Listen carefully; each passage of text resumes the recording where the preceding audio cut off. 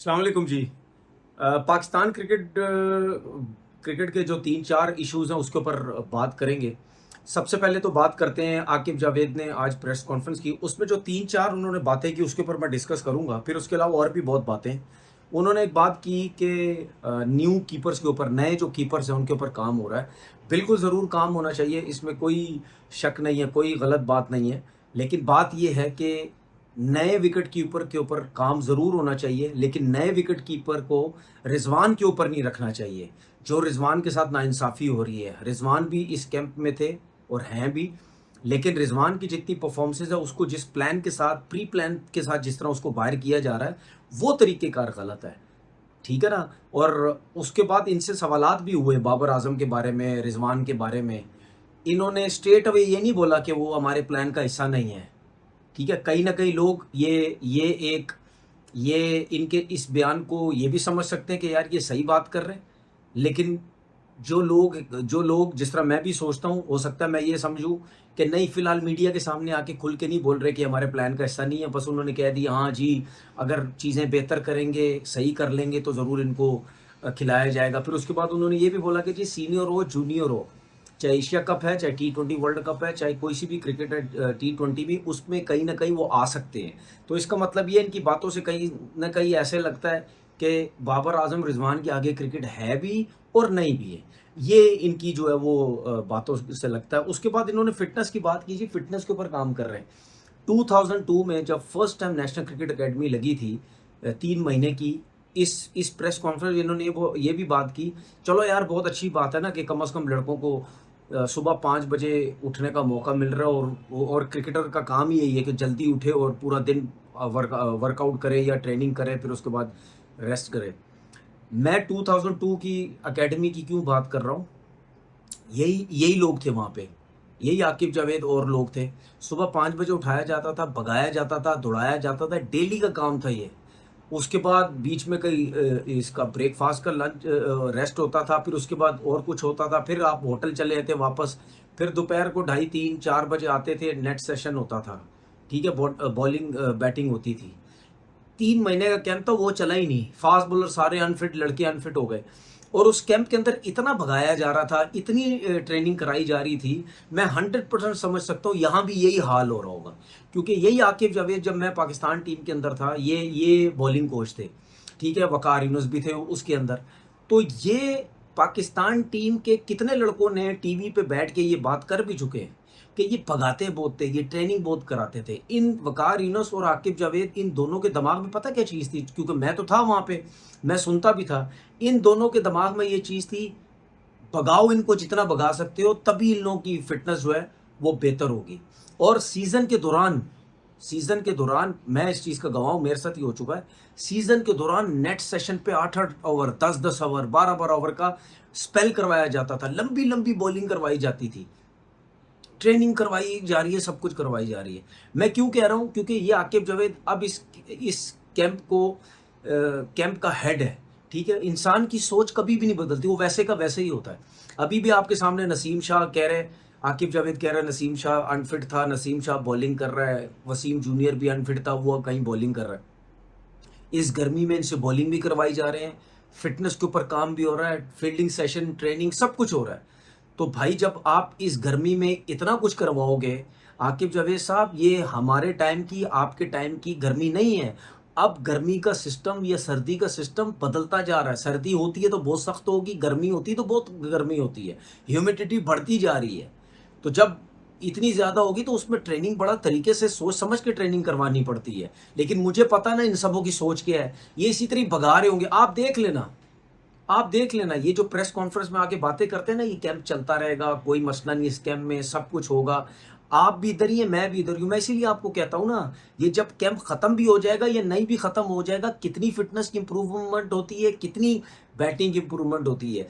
ये जो लोग इनको मीडिया में सिर्फ सुनते हैं ना, उस हिसाब से देखे ना, तो ये बड़े जबरदस्त प्लानर लगते हैं सारे। हमारे ये 92 वाले जितने भी है, ये 90s वाले जितने भी है ना, ये सारे बड़े प्लानर्स लगते हैं जब टीवी में बैठते हैं। लेकिन इनको जब हकीकत में जाके देखो ना, तब आपको पता चलता है कि ओवरलोड जो है वो डाल रहे हैं अपने, जो है वो क्रिकेटर्स के ऊपर।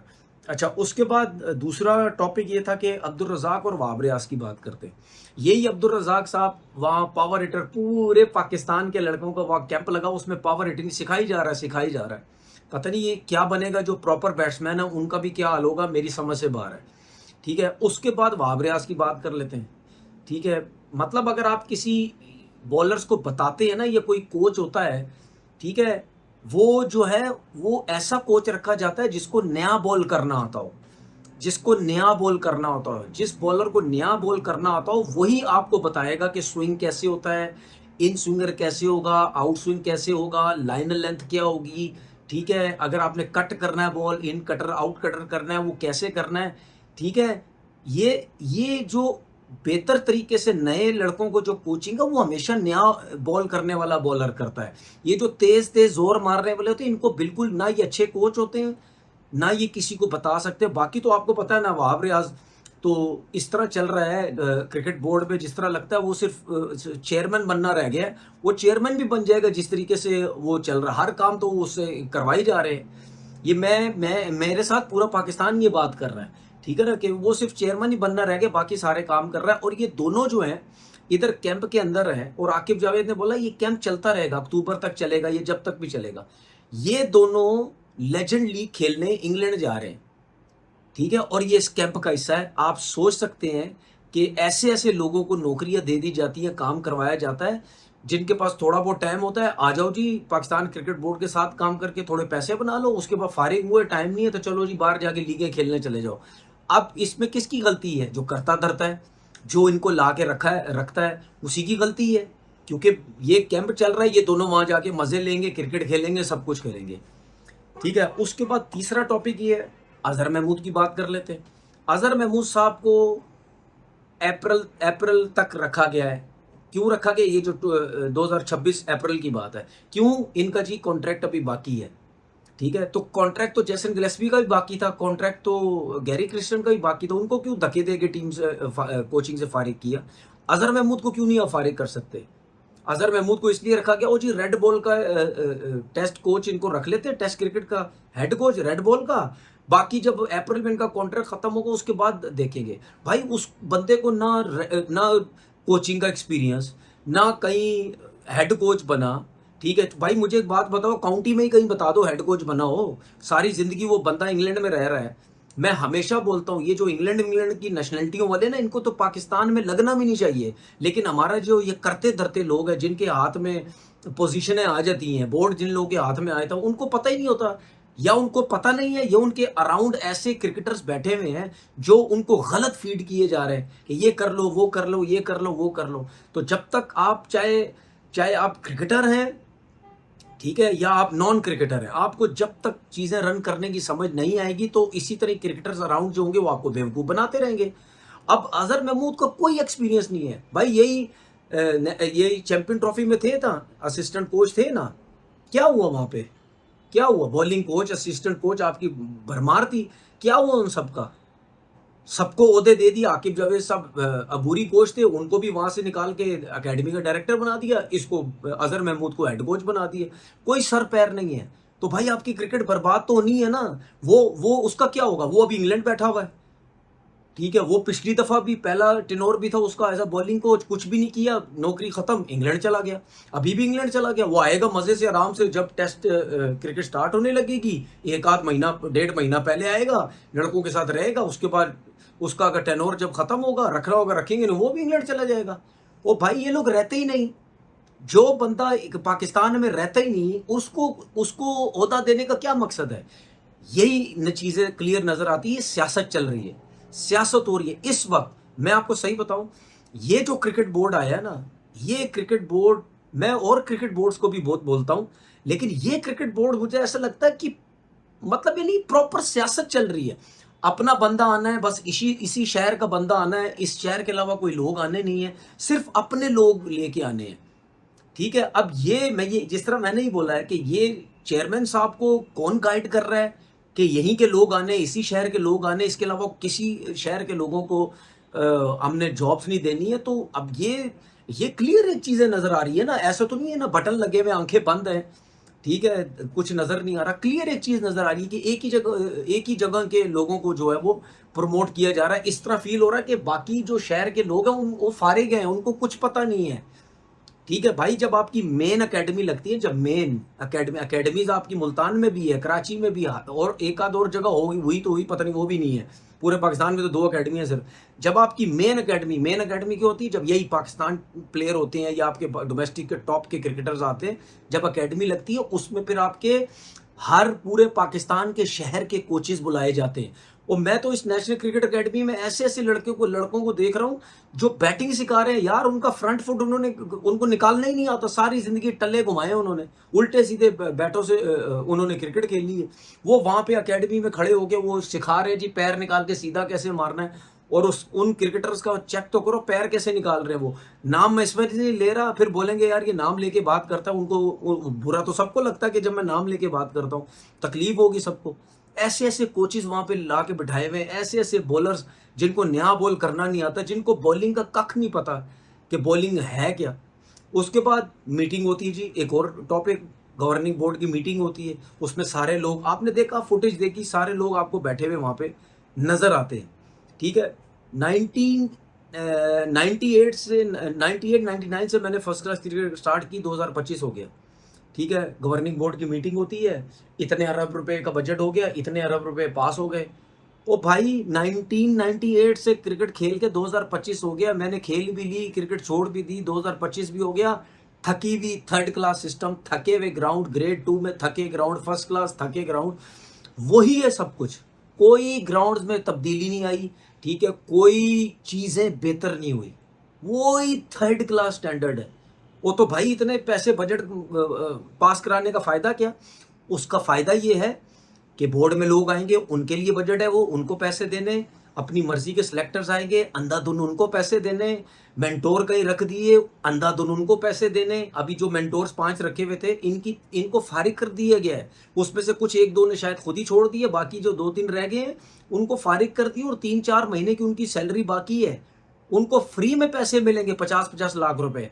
ये इन जैसे लोगों के लिए ये बजट पास हुआ है। हेड कोच को अंधाधुन पैसे देने के लिए बजट पास हुआ है। ठीक है, उसके बाद अपनी मर्जी के भर्ती जो लोग करने हैं उनके लिए बजट पास हुआ है।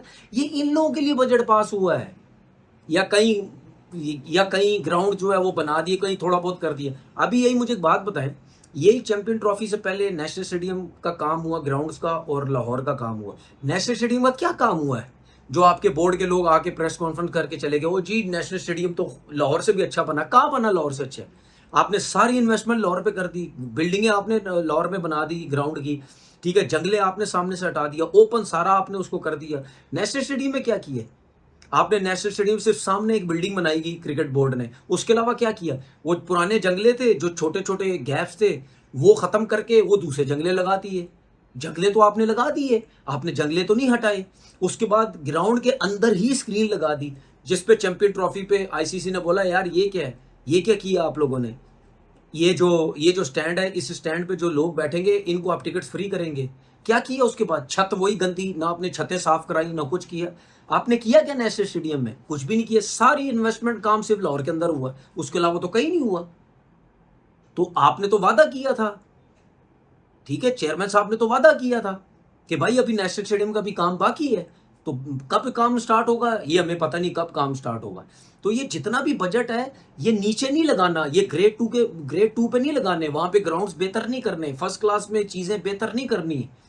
ठीक है, डिस्ट्रिक्ट पे थकी हुए थर्ड क्लास ग्राउंड, पानी बह रहा होता है।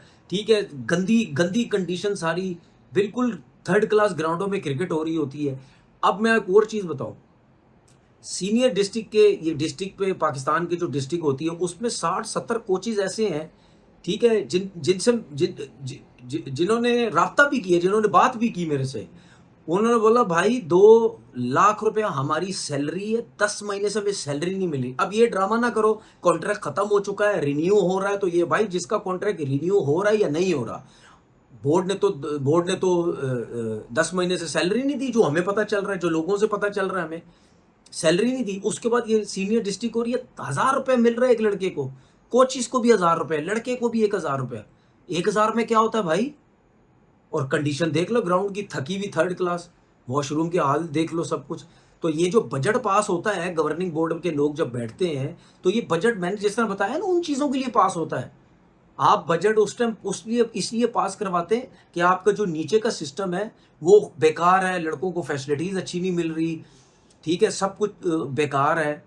वो चीज़ें सही होने के लिए आप बजट पास करते हो और उन पे इन्वेस्टमेंट करते हैं। वहाँ तो कुछ भी नहीं है। ये बस दुनिया को दिखाने के लिए, जो भी क्रिकेट बोर्ड आता है, दुनिया को दिखाने के लिए ऊपर-ऊपर थोड़े पैसे लगाता है, कहता है जी देखो जी हम कितने ज़बरदस्त जो है वो काम कर रहे हैं। ओ भाई, जब तक बोर्ड के अंदर सियासत, मर्ज़ी, ये मेरिट-वेरिट का चक्कर ये फारिग हो चलता रहेगा, आपकी क्रिकेट कभी बेहतर हो ही नहीं सकती, जो मर्ज़ी कर लो। क्योंकि यहाँ पे मेरिट का सिस्टम है ही नहीं, सिर्फ अपने लोगों को लगाया जाता है, अपने लोगों को पैसा दिया जाता है। समझ आई? तो ये सब चीज़ें फ़ज़ूल हैं। उसके बाद एक चीज़ और बोलना चाहता हूँ कि हमारे बहुत से लोग ना बाबर आज़म के बारे में गपशप करते रहते हैं। ओ भाई, वो तो क्रिकेट भी नहीं खेल रहा, वो तो सब कुछ भी नहीं खेल रहा, फिर भी उसके बारे में चीज़ें चलती रहती है। मैं आपको एक चीज़ बताऊँ, बाबर आज़म की जूती के बराबर भी नहीं है। ठीक है, हमारे कुछ लोग बाबर आज़म की जूती के बराबर भी नहीं है भाई। उसने इतना इतना परफ़ॉर्म कर चुका है वो। समझ आ गई? जिसने जितने जलना है वो जलते रहे। अल्लाह ताला उसको इज़्ज़त दे रहा है। तो जिसको अल्लाह ताला इज़्ज़त देता है ना, उसको कोई भी नहीं रोक सकता। ठीक है ना? अपना बहुत-बहुत ख़्याल रखिएगा। अल्लाह हाफ़िज़।